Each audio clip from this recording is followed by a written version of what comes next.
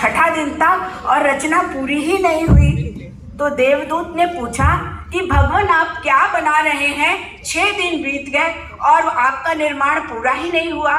तो भगवान ने कहा कि मैं एक ऐसी रचना बना रहा हूँ जिसके बहुत से गुणधर्म हैं। मैं इस लेखिका का नाम नहीं जानती, मैंने पढ़ा था बस, इसलिए लेखिका के प्रति सम्मान यहीं से व्यक्त कर रही हूँ बिना नाम जाने, लेकिन भाव बहुत अच्छे हैं। तो देवदूत ने पूछा भगवान क्या है इस रचना में, क्या वैशिष्ट है?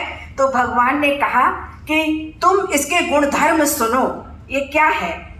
तो देवदूत ने कहा भगवान आप बताइए इसके क्या गुणधर्म हैं?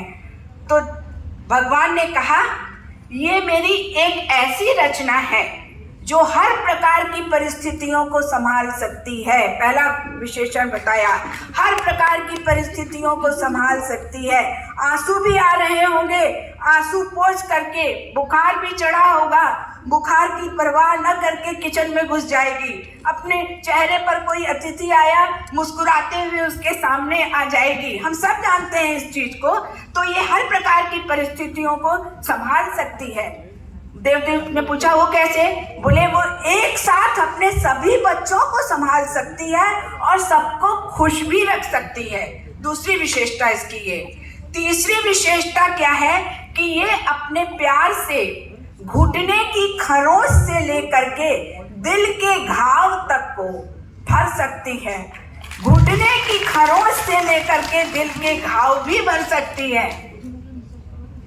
और इसका सबसे बड़ा गुणधर्म क्या है कि बीमार होने पर भी ये अपना ख्याल खुद रख सकती है और 18 घंटे काम कर सकती है। बीमार होने पर भी अपना ख्याल खुद, क्रोसिन खा ली, पैरासिटामोल खा लिया, ठीक है, और काम में लगे हैं। तो बीमार होने पर भी अपना ख्याल खुद रख सकती है और 18 घंटे काम कर सकती है। कॉलेज में काम है, मीटिंग है, नेक की मीटिंग आई हुई है, जाना है तो जाना है, और जाती हैं हमारी शक्ति स्वरूपा नारियां, बहुत सी जाती हैं। तो ठीक है, ईश्वर ने कहा, देवदूत चकित रह गया। उसने कहा क्या ये 2 हाथ से कर पाना संभव है इतने सारे गुणधर्मों को? तो उन्होंने कहा मैंने ये स्टैंडर्ड रचना बनाई है। भगवान ने कहा मैंने ये मानक रचना बनाई है। देवदूत ने नजदीक जाकर देखा, छुआ उसको, रचना को। बोले भगवान ये तो बहुत सॉफ्ट है।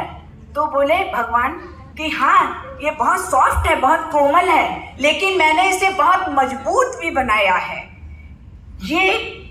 ये हर पुरुष की वो ताकत है जो उसको प्रोत्साहित करती है। शर्मा सर, हर पुरुष की ताकत है वो स्त्री जो उसको प्रोत्साहित करती है।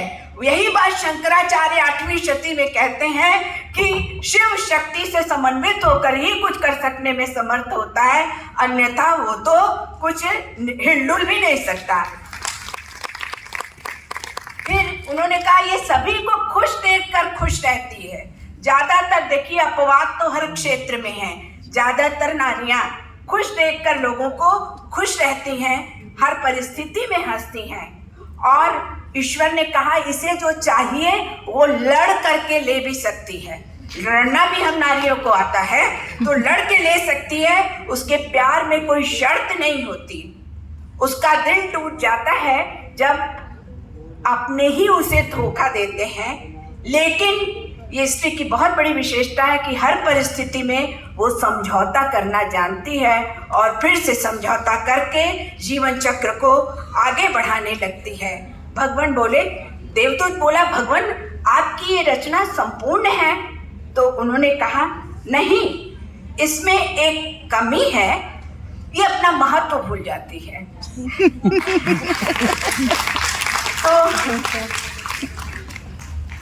मैं ईश्वर की ऐसी रचना को जो बहुत सॉफ्ट है, बहुत स्ट्रांग भी है, जो परिस्थितियों से जूझकर अपना वजूद बनाए रखने वाली है, अपना अस्तित्व बनाए रखने वाली है, जो जीवन के विभिन्न संघर्षों में चाहे कितनी प्रतिकूल परिस्थितियां क्यों न हो, हम लोग जानते हैं इसी समाज में रहते हैं, बहुत से ऐसे घटनाक्रमों से वाकिफ होते हैं जहां हम देखते हैं कि व्यक्ति कैसी कैसी विषम स्थितियों से गुजरता है, लेकिन फिर भी वो नारी अपने परिवार को जोड़ कर रखती है, मुकाबला करती है। तो मैं ऐसी नारी को और उस नारी के महत्व के विभिन्न पक्षों को व्याख्यायित करने के लिए इस सेमिनार का आयोजन करने वाली आयोजक मंडली को अपनी